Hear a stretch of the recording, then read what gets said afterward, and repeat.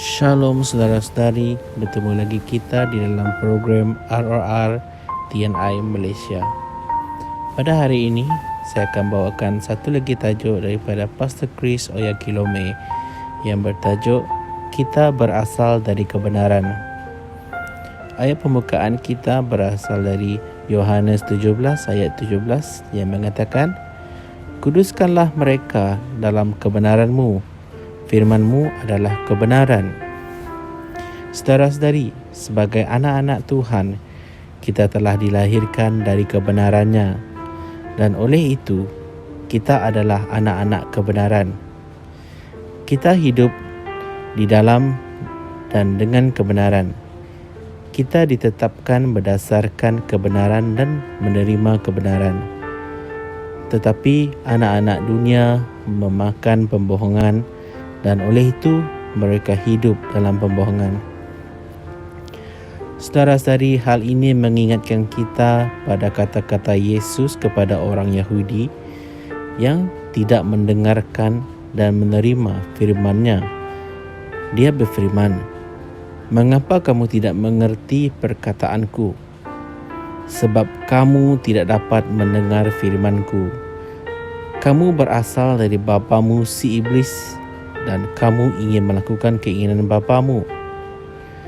Dia adalah pembunuh manusia sejak permulaan dan tidak hidup dalam kebenaran, sebab di dalam dia tidak ada kebenaran. Apabila dia berkata dusta, dia berkata atas kehendaknya sendiri, sebab dia adalah pendusta dan bapa segala dusta. Dan karena aku mengatakan kebenaran kepadamu, kamu tidak percaya kepadaku?" Yohanes 8 ayat 43 hingga 45. Mereka tidak dapat mendengar dan menerima kebenarannya kerana mereka bukan miliknya. Mereka bukan anak-anak kebenaran. Sesiapa yang dilahirkan dari kebenaran akan mendengar suaranya. Bagaimana seseorang boleh menjadi anak kebenaran? Ia adalah dengan mempercayai kebenaran, dengan menerima kebenaran.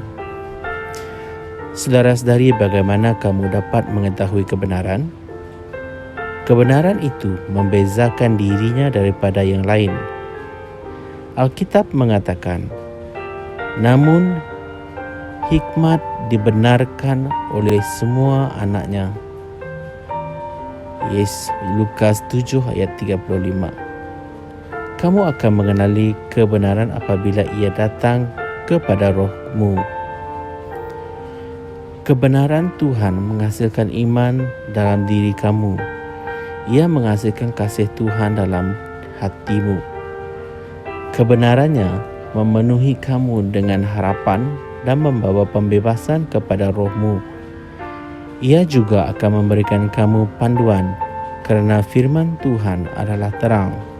Mazmur 119 ayat 105 memberitahu kita, "Firman-Mu itu pelita bagi kakiku dan terang bagi jalanku." Haleluya. Baiklah saudara-saudari, mari berdoa bersama saya. Ya Tuhan yang terpuji, aku sangat bersyukur kerana aku dilahirkan daripada firman-Mu, iaitu kebenaran-Mu. Oleh itu, aku berjalan dalam kebenaran, aku dipimpin dan dibimbing dalam benar. Dan dengan kebenaran-Mu memberkati, menaikkan pangkat, mengangkat dan menyebabkan pertumbuhan dalam kehidupanku. Kebenaran-Mu menghasilkan iman, harapan dan kasih dalam diriku yang menyebabkan aku berjaya dengan penuh kemuliaan dalam hidup. Dalam nama Yesus, amin.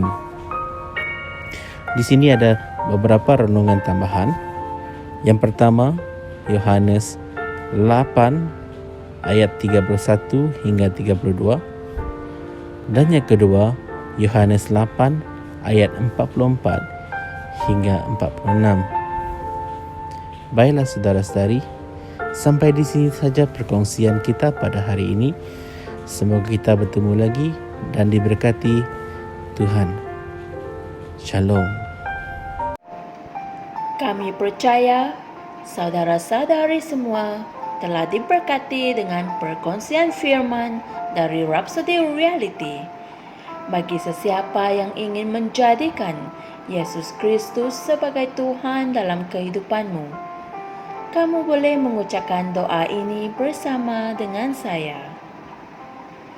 Ya Tuhan Allah, aku mempercayai Yesus Kristus, Anak Allah yang hidup dengan sepenuh hatiku. Aku percaya Dia telah mati untukku dan Allah telah membangkitkan Dia dari kematian. Aku percaya Dia hidup hari ini. Aku mengaku dengan mulutku bahwa Yesus Kristus adalah Tuhan dalam hidupku mulai dari hari ini. Melalui Dia dan di dalam nama-Nya, aku mempunyai kehidupan yang kekal. Aku telah dilahirkan semula. Terima kasih Allah kerana menyelamatkan jiwaku. Aku sekarang adalah anak Allah. Haleluya. Tanya, sekarang kamu telah menjadi anak Allah. Untuk apa-apa sebarang pertanyaan atau untuk mendapatkan lebih banyak maklumat mengenai bagaimana untuk bertumbuh sebagai seorang Kristian, anda semua boleh hantar mesej di akaun Facebook kami atau email kami di tni.msia@gmail.com. Sekali lagi, tni.msia@gmail.com. Tuhan berkati Anda semua.